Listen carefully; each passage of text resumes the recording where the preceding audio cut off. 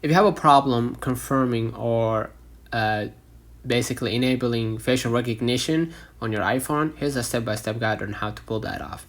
First, you need to force restart iPhone by going to the settings and then general, scroll a little bit down to transfer or reset iPhone, and you're gonna click reset, and you're gonna reset all settings, or you can just go ahead and swipe down from your battery or Wi-Fi, and you're gonna be able to click the shutting down at the top right, and that should fix your problem. All right, if you're still facing that same issue, what you're gonna do, you're gonna remove your screen protector. Sometimes the screen protector can actually be the reason why you can't confirm your facial recognition or to move on with that step.